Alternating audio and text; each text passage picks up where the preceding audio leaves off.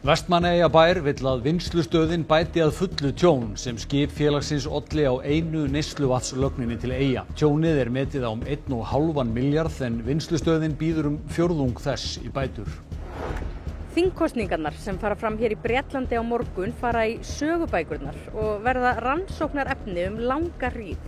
Þetta virðast helstu stjórnmálaskýrendur Bretlands sammála við ræðum við einn þeirra í fréttatímanum.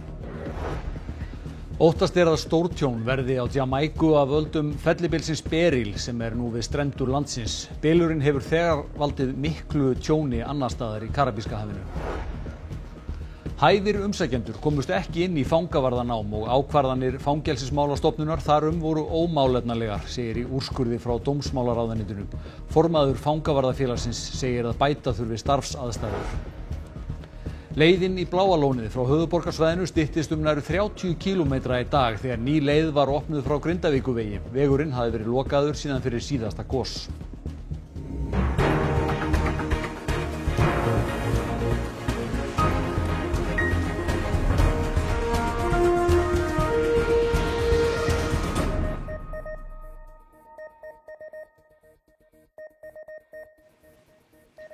Gott kvöld. Vestmannaeyjabær ætlar að höfða skaðabótamál gegn vinnslustöðinni vegna tjóns á vatnslögninni til Vestmannaeyja.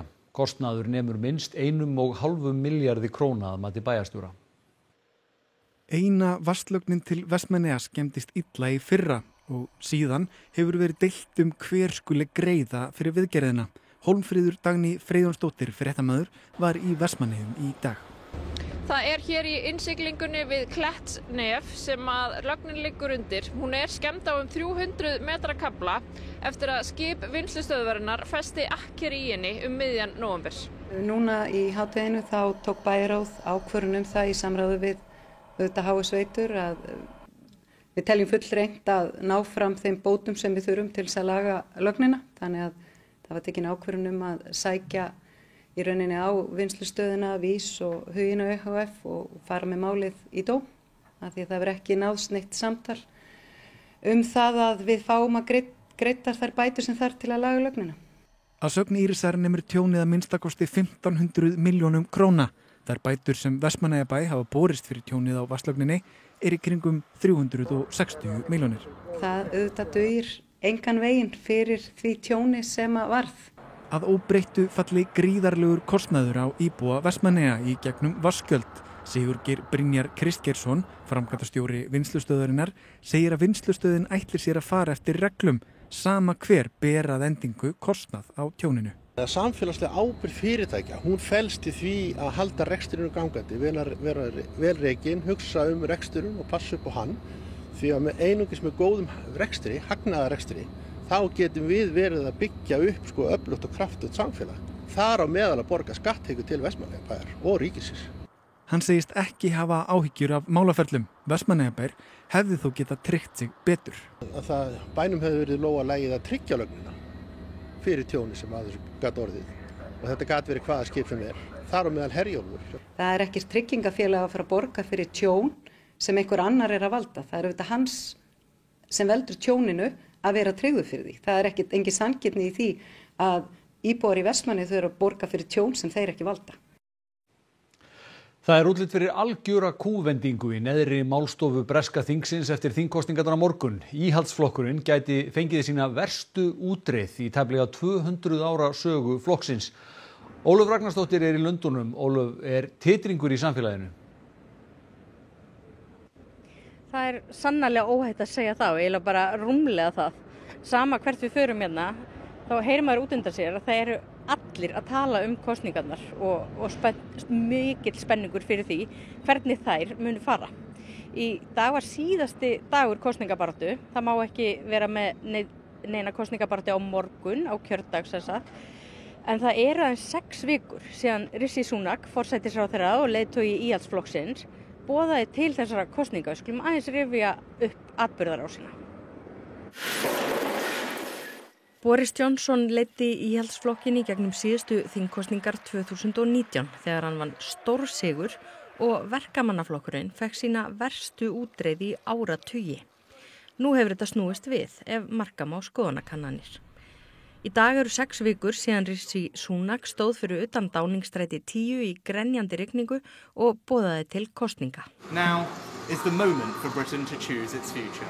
Og það má segja að Sunak hafi ekki séð til sólar síðan. If the opinion polls are broadly right, we are going to probably see a more dramatic set of election results in terms of the casualties that the Conservative Party is going to suffer.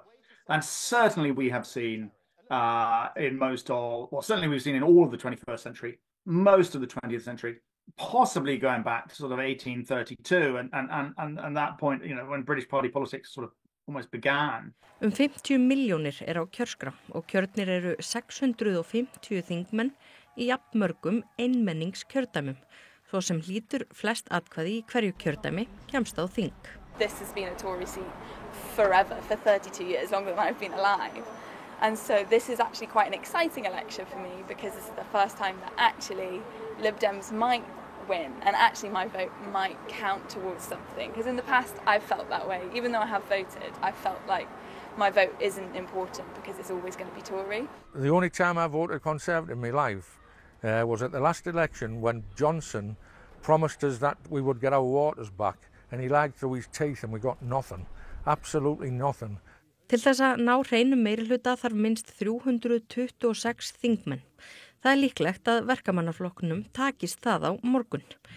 Auk risanna tveggja íhaldsflokksins og verkamannaflokksins eru helstu flokkarnir sem líklegir eru til stórræða, umbótaflokkur Nigel Farage sem hét áður Brexit-flokkurinn, frjálslyndir demókratar, skoski þjóðarflokkurinn og græningjar.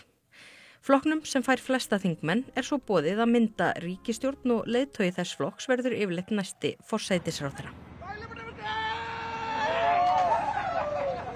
Það verður líklega ekki þessi ágæti maður þrátt fyrir að hafa tekið upp á ýmsu í kosningabaráttunni. Kosningabaráttan var stutt og snörp, en það hefur gengið á ýmsu. Já, það má segja það.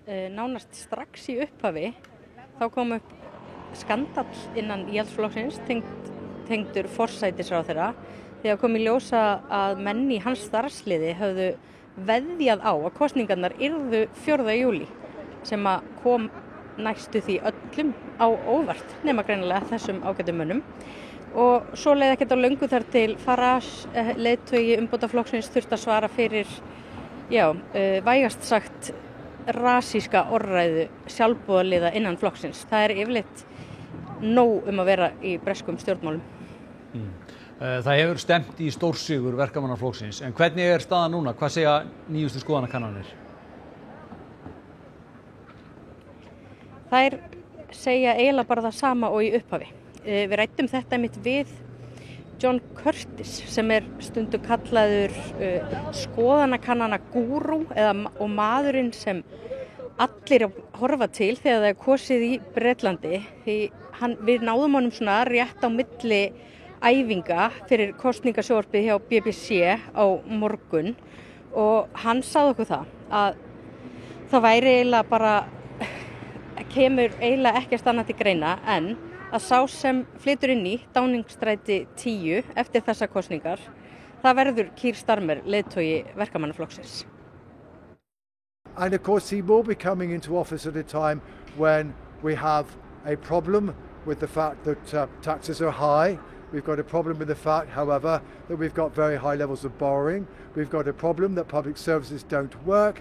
And we've got a problem that the economy is struggling to grow. And so the difficulty the next government will face, however big its majority, is it's inheriting a difficult situation. It looks as though the geography of party support is going to move to the Conservatives' disadvantage. And as a result, therefore, although Labour may get no more than 40% of the vote, we're anticipating they may get something like 70% of the seats. They might have a majority of around 200 or so. It could end up being a very disproportional election. You have been watching elections for a few years. Is there anything about these elections that is different? Well, the truth is we are potentially looking at an unprecedented election result. The Conservative Party looks as though it's going to get well below 30% of the vote. That hasn't happened since 1832. It looks as though that the proportion of people who vote for either Conservative or Labour, maybe no more than 60%, maybe slightly less, that will be a record low since 1922, when the Labour Party first became the principal opponents to the Conservatives. And we may well end up with the most disproportional election result ever. So there are three things about this election that will, frankly, it's not just my time, but really have to go back to a very long time indeed before we've seen anything like this that's comparable. So this is looking like as though it's going to be a history-breaking election in all sorts of ways. And to that extent, at least, is bound to be fascinating and is bound to be pored over for quite a long time by myself and my academic colleagues. Já, þess má geta að hann hefur verið sérlegu greinandi í BBC í öllum kosningum, öllum þingkosningum frá 1972, þannig að hann veit líklega eitthvað svolítið mikið það sem hann að segja líklega mjög nærri sannleikanum. En við verðum hér áfram næstu daga við Ragnar Santos, myndatökumaður. Kosningarnar eru á morgun, þá kemur þetta allt saman í ljós og það mikil eftirvænting eftir fyrstu útgönguspám sem einmitt verða birtar þegar við verðum í loftinu á morgun og þær eru yfirleitt nokkuð nærri niðurstöðunni. Takk fyrir þetta Ólöf og Ragnar og við heyrum sannarlega meira frá ykkur. Yfir í annað. Ákæra á hendur knattspyrnumanninum Alberti Guðmundsinni fyrir kynferðisbrot var þingfest í Héraðsdómi Reykjavíkur í dag. Albert neitar sök.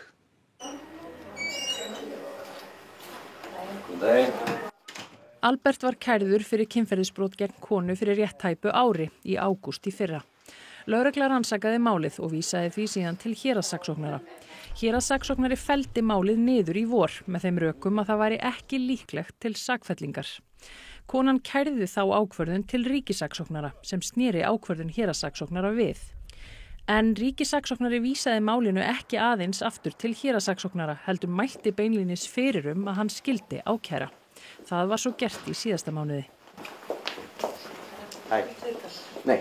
Þinghaldið lokað og saksóknari í málinu, verjandi Alberts og réttargæslumaður konunnar vildu ekki segja nokkuð það sem fram fór inn í dómsalnum þegar þau yfirgáfu hann rétt fyrir hádegi. Albert hefur vegna málsins ekki mátt spila með landsliðinu tíma. Fyrst eftir að hann var kærður og svo aftur eftir að niðurfellingunni var snúið við. Hann hefur hins vegar leikið með ítalska liðinu Genua í allan vetur. Albert erlendis og var ekki viðstaddur þingfestinguna. Hann hefur haldið fram sakleysi sínu hingað til og samkvæmt upplýsingum fréttastofu hefur það ekki breyst. Fellibylurinn Beryl á leið yfir Jamaíka og búist við að hann valdi miklu tjóni þar. Neyðarástandi hefur þegar verið lýst yfir, minnst 7 hafa farist af völdum bylsins. Beryl myndaðist á Atlantshafinu helgina og fór síðan yfir Grenada, Barbados og St. Vincent, þá orðin 4. stigs fellibylur. Minnst 7 fórust, 3 þeirra í Venezuela sem fékk á sig suður enda bylsins. Bylurinn var á tímabili á 5. stigi og slíkur styrkur hefur ekki mælst áður svo snemma árs. Hann olli töluverðum skemmdum á eyjunum eins og þessar gervihnattamyndir sína og ljóst að mikið uppbyggingarstarf framundan. Right now, I'm real heartbroken because this is a lot of work. This is more than a week's work here. We have sand also not on the outside but on the inside of the shop. Fjöldi fólks þurfti að flýja heimili sín og leita skjóls, til dæmis í Grenada. The situation is grim. There is no power. There's almost complete destruction of homes and buildings on the island.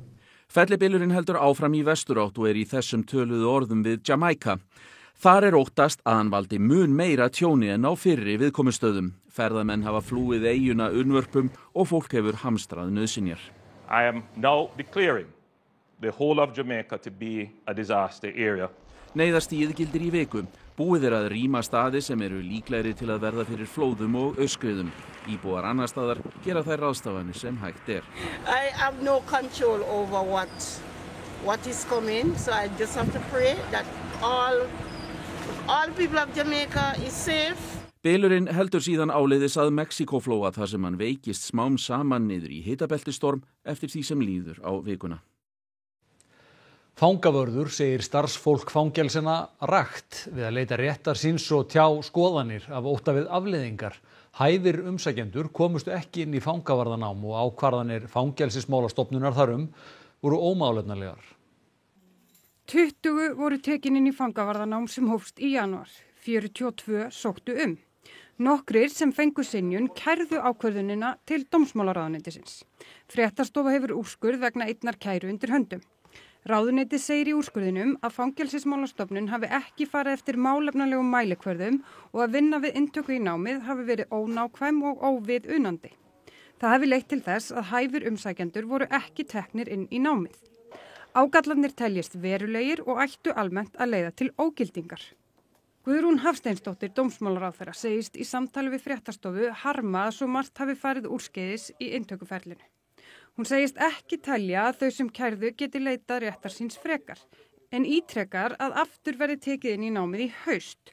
Hún segir þau sem fengu inngöngu hafa stundað námið í góðri trú og ákvörðuninni verði ekki breytt úr þessu. Ég get nú ekki tala fyrir alla en ég er búin að heyra í nokkrum aðilum sem að fengu þetta bréf sent og þeir ætla eitthvað að fara með þetta eitthvað lengra. Þeir ætla ekki að setja sig við þessa niðurstöðu. Í kærunni er talað ógnarstjórn og sagt að starfsfólk fangelsana sé hrætt við að leita réttar síns og segja skoðanir sínar af ótta við stjórnendur. Einum kæranda var sagt upp störfum eftir að hann lagði fram kæruna. Þeir fangaverðir sem fréttastofa hefur rætt við í dag segja að pottur sé víða brotinn. Páll Winkel fangelsismálastjóri segir að engum hafi verið sagt upp fyrir að leita réttar síns. Hann vill að öðru leyti ekki tjá sig málið. Ríkisendurskoðun gerði úttekt á Fangelsismálastofnun í fyrra. Þar kom fram að vinnustaðmenning væri ekki góð. Heiðar segir að bæta þurfi starfsaðstæður sérstaklega á Litlahrauni. Síðan eru mannauðsmálin búin að vera í algjörum lamassessi undanfarið. Það er eitthvað sem við köllum eftir breytingum á. Fangelsiskerfið verður jafn gott og er sett mikið fjármagn inn í það. Þetta er bara sama gamla tökkan endalaust að það þarf bara meira fjármagn inn í þennan að gera. Leiðin í Svartsengi frá Grindavíkurvegi var opnuð á ný í morgun. Leggja þurfti nýjan veg eftir að hraun fór yfir veginn í gosinu sem hófst í lok maí. Nýji vegurinn er 1,5 kílómetra langur og þarna er ekkert sem bendir til þess að hann hafi verið lagður með hraði. Vinnutækin hafa verið flutt þaðan því verkefni bíða annar staðar. Nú er verið að styrkja varnargarðinn frá Sýlingarfelli sem er Svartsengi, nánar tiltekið Leiðigarð 1. Nýjar vegstikur og umferðarmerki eiga að vísa vegfarendum rétta leið. Flestir þeirra eru ókunnugir á þessum slóðum, enda erlendir ferðamenn á leið á einn vinsælasta áfangastað landsins, Bláa lónið. And it's very easy to come here. But were you afraid driving on the new lava? No. It was interesting because we never saw a lot of lava like this. Very interesting to see all this landscape. This is new for us. We come from Italy, so it's really different. And all this mountain and snow, and it's really interesting. We didn't expect this. Mörgum ferðamönnum þykir freistandi að stoppa bílinn á vegöxlinni til að virða fyrir sér hraunið nýja sem enn ríkur úr eða þá að taka einn hraunmóla með sér heim. Eftirlitsmenn að þessu sinni frá slökkviliðinu eru þó fljótir á vettvang og biðja fólk að aka á brott enda bannað að stoppa. Vert í lystigarðinum á Akureyri segir hann vera vannýtta paradís yfir vetrartíman. Öllum ágóða sumartónleika ánafnar hann vetrarþjónustu og segir drauminn að gera hann að ljósagarði. Lystigarður Akureyrar er íbúum og öðrum gestum bæjarins vel kunnur enda lengi verið ein helsta prýði bæjarins á sumrin. Þar er nú rekinn veitingastaður allt árið kring og í sumar stendur vertin í garðinum fyrir röð útitónleika. Það er alls konar framöndan hjá okkur hérna í sumar og kannski eru við mest spenntust núna fyrir útitónleikaserju sem við ætlum að halda. Planið er að allur ágóði af tónleikunum rennur síðan til lystigarðsins sjálfs, eyrnamerkt vetrarþjónustu. Garðurinn er að mati Reynis alls ekki síðri að vetrarlagi og hann segir mikilvægt að takmarka starfsemina ekki eingöngu við sumarið. Á veturnar er ýmislegt gert en það er náttúrulega veturinn á Akureyri er erfiður. Ég vil í rauninni bara gera meira af því sem er gert. Hann er mjög fallega upplýstur en mér finnst hann megi allur vera upplýstur. Samkvæmt upplýsingu frá bænum eru hugmyndir bætta vetrarþjónustu á frumstigi. Formaður Bæjarás segir það ánægjulegt að rekstraraðili vilji bæta starfsemi í garðinum og næsta skref sé að kanna rekstrargrundvöll. Sér fyrir þér að sé vel hægt að nýta þennan garð á veturna líka? Já, svo er ég líka að vinna sem kennari þannig að við höfum alveg komið inn í svona gönguferðir og slíkt. Þannig að okkur finnst þetta mjög skemmtilegt. Hefur einhvern tíma notað garðina vetrarlagi? Nei, yfirleitt ekki, gerum það ekki. Á hverju? Já, það stundum bara erfiði vetur hérna og sannlega allt í snjó og þannig að við höfum ekki gert það. Já, örugglega. Fyrir börn? Já, líka það. Mér finnst það líka bara mjög kósí. Ég fer oft í kaffihúsið, List. En það er líka alltaf gaman að fara bara í göngutúr og ég elska ljósið hérna. Notarðu garðinn eitthvað á veturna? Mun minna en á sumrin en hann er fallegur allt árið. Og þá að veðri, norðlæg átt 5 til 13 metrar á sekúndu á morgun, hvassast norðvestan til skýjað og rigning með köflum fyrir norðan, en skúrir sunnan til, einkum síðdegis, hiti 6 til 16 stig, hlýjast suðvestan til. Birta Líf Kristinsdóttir, veðurfræðingur, fer nánar yfir horfurnar að loknum íþróttafréttum. Þorkell Gunnar Sigurbjörnsson sér þær í kvöld. Víkingur gat í kvöld náð því ótrúlega afrekið að komast í bikarúrslit karla í fótbolta í 5. skipti í röð. Til þess þurfti Víkingur að vinna Stjörnuna. Toppbaráttan í bestu deild kvenna er áfram spennandi eftir leiki kvöldsins. Og við bregðum okkur á landsmót hestamanna, sjáum svipmyndir úr Ólympíuþorpinu í París og fleira í íþróttum hér eftir fréttir. Þá er ekkert eftir nema að rifja upp helstu atriði frétta. Vestmannaeyjabær vill að vinnslustöðin bæti að fullu tjón sem skip félagsins olli á einu neysluvatnslögninni til Eyja. Tjónið er metið á 1,5 milljarð en vinnslustöðin býður 1/4 þess í bætur. Óttast er að stórtjón verði á Jamaiku af völdum fellibylsins Beryl sem er við strendur landsins. Bylurinn hefur þegar valdið miklu tjóni annars staðar í Karabíska hafinu. Hæfir umsækjendur komust ekki inn í fangavarðanám og ákvarðanir Fangelsismálastofnunar þar voru ómálefnalegar, segir í úrskurði frá dómsmálaráðuneytinu. Formaður Fangavarðafélagsins segir að bæta þurfi starfsaðstæður. Leiðin í Bláa lónið frá höfuðborgarsvæðinu styttist nærri 30 kílómetra í dag þegar ný leið var opnuð frá Grindavíkurvegi. Vegurinn hafði verið lokaður síðan fyrir síðasta gos. Næstu fréttir verða í útvarpinu klukkan 10 í kvöld og RÚV.is er uppfærður allan sólarhringinn. Við minnum líka á RÚV appið. Þessum fréttatíma er lokið. Verið þið sæl.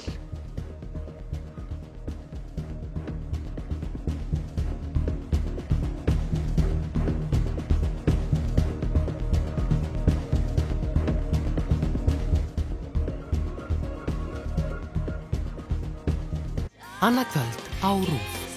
Brúðkaupsljósmyndarar, sænsk þáttaröð þar sem fylgst er með brúðkaupsljósmyndurum mynda ástfangin pör á þessum miklu tímamótum. Fjölskyldan í forgrunni, breskir gamanþættir hina óviðjafnanlegu Jessop fjölskyldu. Daglegt líf þeirra er heldur óreiðukennt og yngsti sonurinn Sam festir það allt á filmu. Ólympíukvöld, RÚV rifjar upp sögu Ólympíuleika